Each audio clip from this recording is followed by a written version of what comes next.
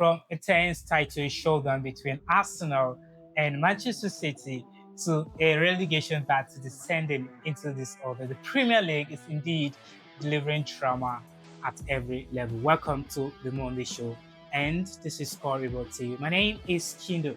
Yes, I will be riding solo today. Chike is unavoidably absent, but don't worry, guys, I've got you all covered. Now, quickly, let's take a look at the result of games that were played in the English Premier League across board over the weekend. We'll begin with the game between Chelsea versus Burnley. Yes, Chelsea were held to a 1-1 draw by Burnley at the bridge, guys. You can't phantom that out. Now it's happening. It happened against Arsenal, where Wolves hold them to a draw, and now it is Chelsea. And I'm asking, what is that extra motivation for this bottom team? Like these guys are literally relegated. Burnley is relegated down 19 points. I don't see any fight they've got to put for them to survive relegation. Wolves is equally relegated down just 10 points. These guys ain't surviving it. But somehow they just find a way to sabotage these big guys. Wolves did it against Arsenal, and then Burnley, snatched a point away at the bridge. And I'm thinking, is this some sort of brave facade, or it's actually about the intensity and the competitiveness of the English Premier League? Now, talking about Chelsea, let's move on to Manchester City versus Newcastle United. That game ended in a 2-1 win advantage Manchester City. I'm kind of a bit disappointed in that Newcastle team. After what they did against Carabao in the Champions League, one would expect. I mean, this guy literally and he hated Carabao there in the Champions League. I would expecting that they will go on with that zeal, that ginger, that motivation. You know what I'm saying? They were going to take it into the Premier League, going against Manchester City, and then perhaps at least get a draw against City in at Etihad. But and if you watch that game, you will quite agree with me that City didn't show up. Maybe it was maybe because of what Arsenal played. It was that motivation that Guardiola using to tell his boys, you guys can do this. See that Arsenal have dropped points. You guys got to go out for this game and get a win. They didn't quite dominate that game like a City team that you would, you expect. They didn't quite dominate the game. They were literally absent in the second half.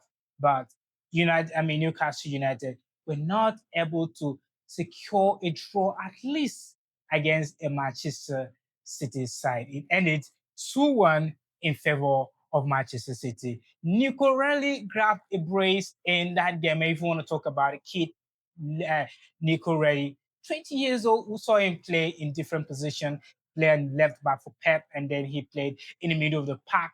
What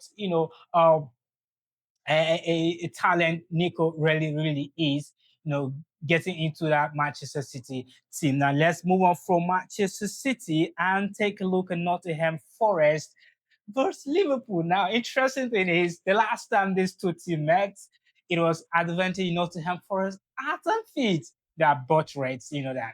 So this time around, Liverpool tried as much as they could to pay them back in their own coin. They went away and got away. It was a keenly contested game, I would say. It all looked square until in the 97th minute when Mark Alexis snatched a win for the visiting Reds when he smashed in from a close range, a rebound to give the Reds a win that were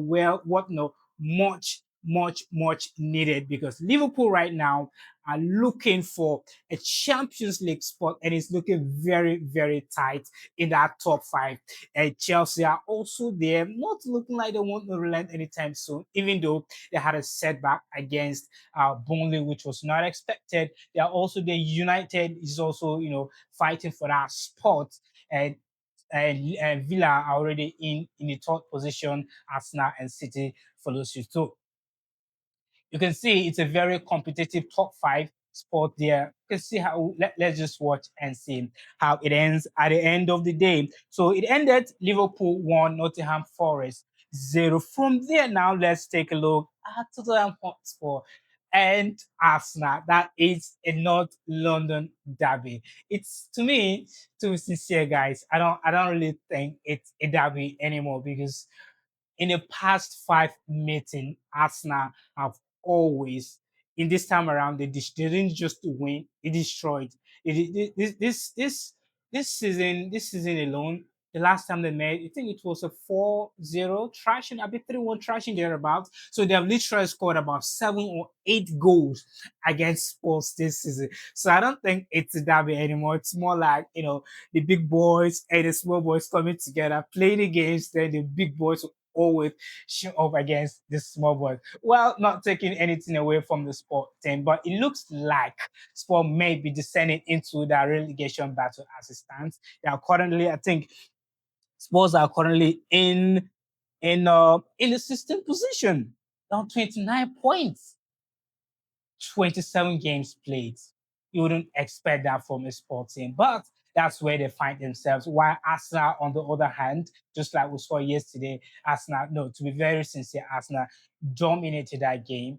They controlled the tempo. They play with precision, created chances, and score goals. The likes of Victor Yogores and Iberechi Eze, who always know how to show up against a Tottenham side, delivered in that game, giving Arsenal a convincing way to tell Manchester City that, well, perhaps you guys think that if you guys think that we're done, no, we're not yet done. You have to bring on the fight to us. Stay in this for until the very end. Perhaps we'll see who gets to be Premier League champion at the end of the day. Now, let's take a look at other games that were played over the weekend in the English Premier League. Now, Crystal Palace versus Wolves. Palace ran away with a win there, 1-0. It ended in favor of Palace, though Wolves got a red card in that game. But I don't really think they had anything against a Crystal Palace side that's trying so hard not to be dragged into that relegation battle. I mean, you can say, yeah, they got a draw against Arsenal, but as I said earlier, I just think it's some sort of brave facade for this already relegated team. I don't think they have anything to offer, or literally they're fighting for anything. It's just some sort of sabotage in the big guys, if I should say. Now, let's move on from that game. And Sunderland versus Fulham. Liverpool were the first team to beat Sunderland at home this season. It looked like they've broken that siege that Sunderland had at home, not losing a game at home. Prior to that game against Liverpool, they have not lost a game at home in the current campaign. But Liverpool went there, got a win. 1-0 it ended, and then Fulham has followed suit now. It ended 3-1 in favor of Fulham. Both teams are, it's in safe position, if I should say. But more or less, Sunderland are the one looking forward to, if possibly they could secure a European spot, maybe Conference League, if you ask me. Then let's move on from that Fulham and Sunderland game and take a look at Aston Villa versus Leeds United. Just like I said about teams in the bottom half giving a chase, giving a fight, Villa were almost losing that game. They got an equalizer in the 9 minutes. Yes, they got an equalizer in that minute to secure a draw in that game. And one would ask, is the way Villa are performing, they've not gotten, I think in the last 5 games, they should have won maybe like two, if I'm right. Two, just 2 games in their last 5 Premier League games. So the way they are going, I don't think they are safe yet in that top three. I don't think they are safe yet. Anything can happen. Manchester United is chasing in. Liverpool are not relenting. Chelsea are also coming in strong. So 6 teams are fighting for a top five to secure a Champions League spot. So if Villa keeps dropping points like this against Leeds United at home, they did it again and Everton now. So if they also lost against Brentford, I think. So if they keep dropping points like this, they may just end up losing the top five spot. Who knows? Now let's move on from the Villa game and take a look at Brentford versus Brighton. It ended 2-0 in favor of Brighton. Now West Ham versus Bournemouth played a 0-0 draw. Fun facts: Bournemouth have not been able to get a win against the West Ham side in their last 10 meetings. Crazy, crazy, crazy, guys. Now that's all about the results that of games that were played in the English Premier League over the weekend. Now, let's take a look at how the table is looking after game week 27. Arsenal have played 28 games. Arsenal and Wolves. Any other team on the table have played just 27 with United, and Everton plays 26. They have a game that will be played today, being Monday. Now let's take a look at the table. Arsenal are still top of the table, 61 points. City closely followed by 56 points. Yes, City still have a game in hand against, I think the next game is against West Ham, thereabouts. So they have a game in hand. If they win, they will reduce the lead to just 2 points there. Now let's go from the top of the table to the bottom table.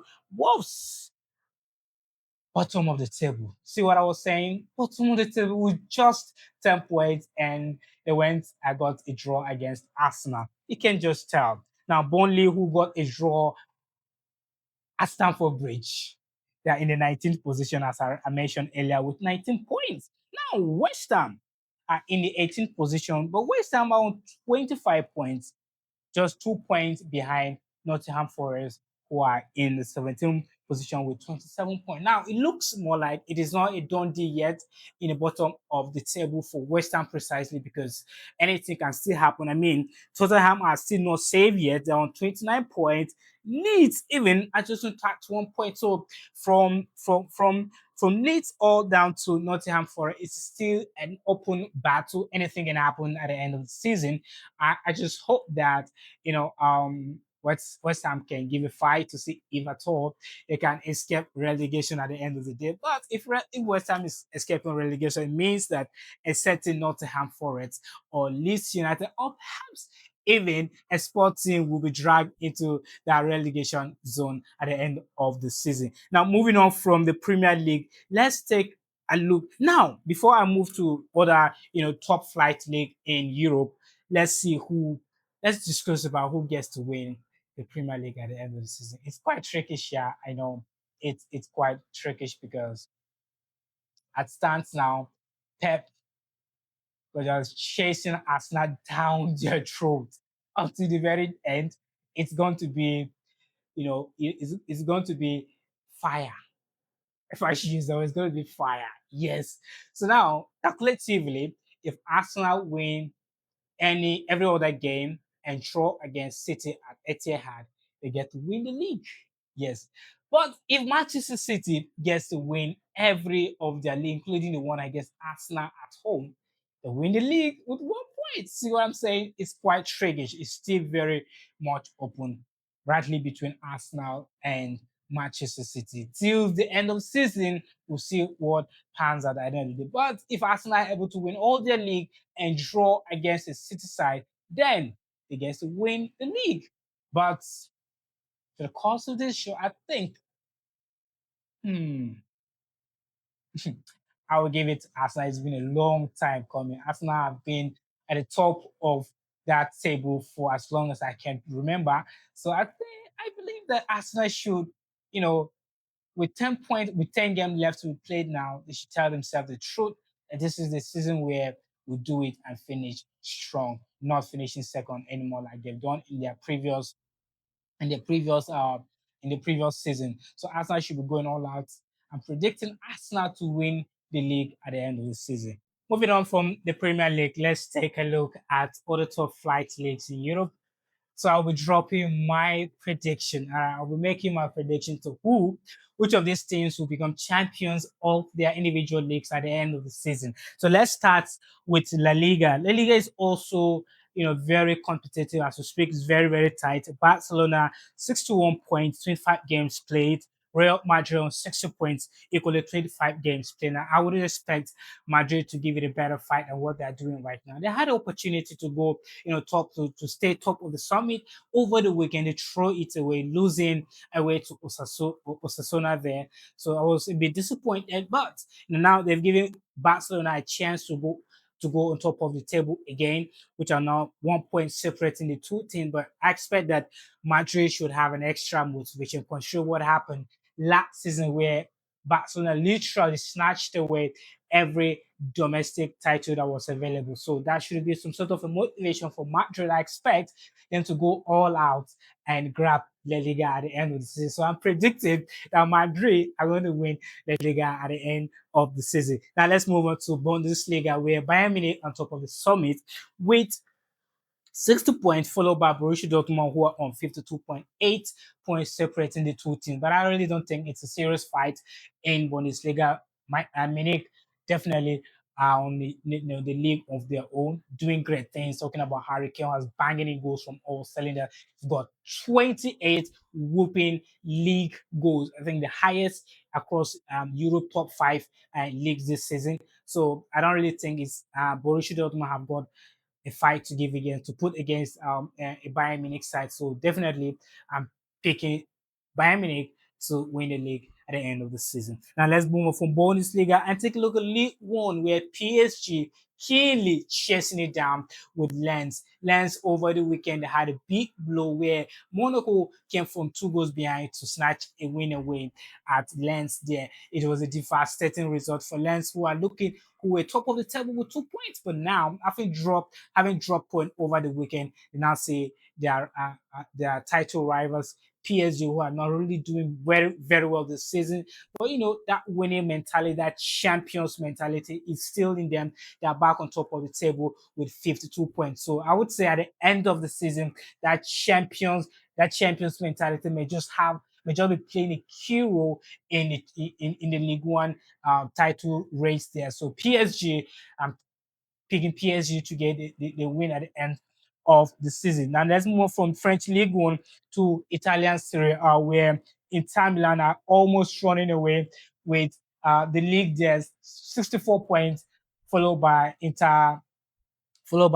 Milan, who are on 54 points. So that's a 10 goal gap between 10 points gap between these two teams. See? So it looks more like Inter Milan are running away with the league this season. So this is an easy prediction for me. I will pick Inter Milan to get the Italian Serie A title at the end of the season. There you have it. Drop your own prediction in the comment section. Tell me which of these teams you think will be champions at the end of the season. In the Premier League, you could also add which of the teams you think will possibly, be relegated at the end of the season. As I said, West Ham still stand a chance to redeem themselves and probably drag Nottingham Forest or even Leeds United or Tottenham Hotspur into the relegation zone and escape relegation. So let's see what happens at the end of the season. There you have it. That's my prediction across Europe. Top 5 league this season.